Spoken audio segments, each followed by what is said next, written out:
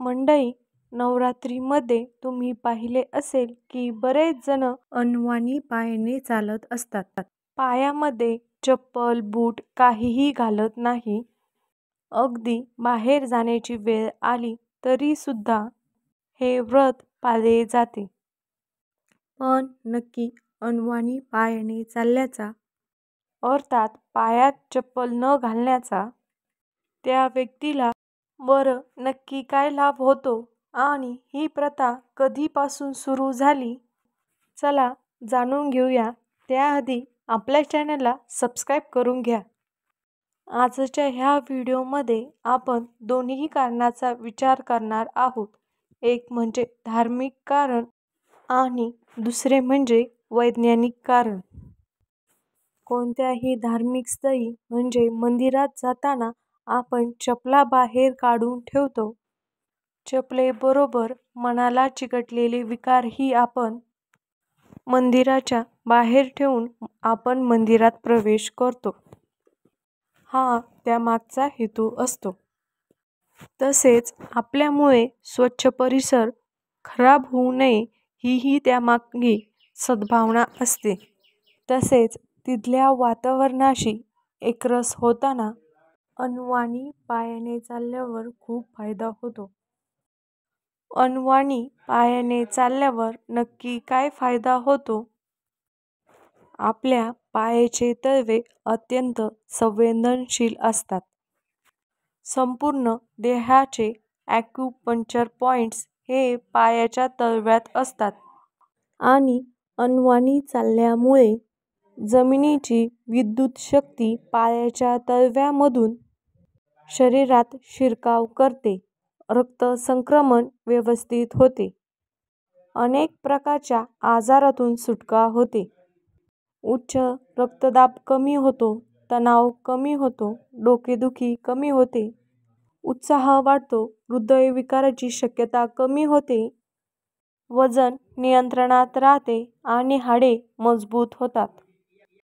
बाप रे बाप, तुम्हाला वाटले असेल अनवाणी पायाने चालल्याने एवढे फायदे होतात? अगदी बरोबर. अनवाणी पायाने चालल्याने एवढे सगळे फायदे होतात. म्हणून तर डॉक्टर रोज आपल्याला कमीत कमी 15 मिनिटे गवतावर, मैदानी परिसरात अनवाणी पायाने चालायचे सांगतात. फक्त नवरात्रीच्या दिवसातच नाही तर रोज अनवाणी पायाने चालणे आपल्याला हिताचे ठरते. म्हणूनच कदाचित नवरात्रीत ही प्रथा सुरू झाली असेल. पण ही प्रथा कधीपासून सुरू झाली हे नक्की माहीत नाही. मात्र कशी सुरू झाली हा तर्क आपण नक्कीच लावू शकतो. नवरात्रीत आपण घटस्थापना करतो. घटाभोवती मातीमध्ये आपण धान्य रुजू करतो. एका अर्थी मातीच्या आणि निसर्गाच्या जवळ येतो. मातीशी नाळ जोडली जावी आणि मातीशी आपला ऋणानुबंध कायम राहावा ह्या हेतूने भाविक नवरात्रीमध्ये चप्पल वापरत नाही. खरं तर नवरात्रीचे हे 9 दिवस आपल्याला आरोग्य देणारे असते बरं का. कारण नवरात्रीमध्ये उपवास केले जातात.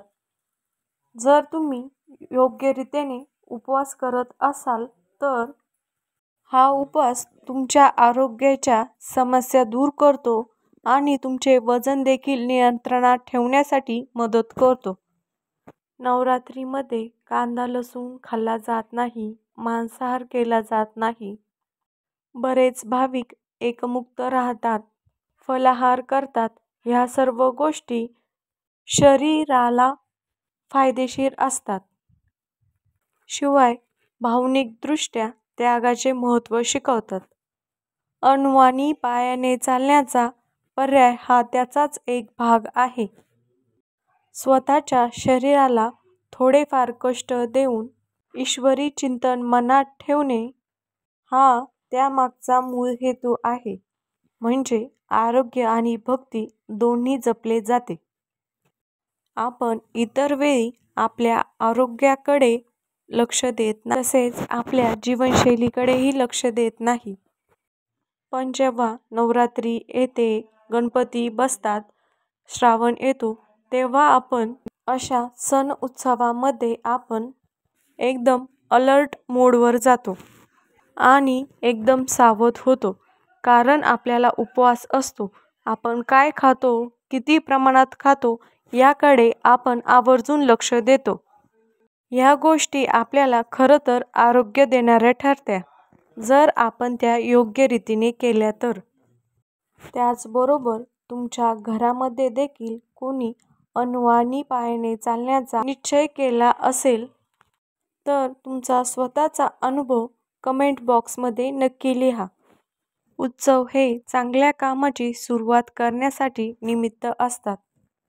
त्या मुहूर्तावर आपण चांगल्या सवयी लावून घेऊया. चांगल्या गोष्टीचा शुभारंभ करावा. चांगल्या कामासाठी योगदान देता यावे हा त्यामागचा शुद्ध हेतू असतो. पण हल्लीच्या काळात काही गोष्टी फक्त ट्रेंड म्हणून केल्या जातात. कोणी विचारले तर त्यामागचे कारणही त्यांना सांगता येत नाही. त्यामुळे त्या व्यक्तीचे हसू होते. परंतु धर्मसंस्कृतीवर जेव्हा जेव्हा प्रश्न उभे केले जातात, तेव्हा तेव्हा त्या गोष्टीचे अनुकरण का केले जाते हे आपल्याला माहीत असायला हवे. जसे तुम्हाला आज कळले असेल की अनवाणी पायाने चालल्याने काय फायदे होतात ते. माहिती आवडल्यास इतर लोकांनाही शेअर करा. धन्यवाद.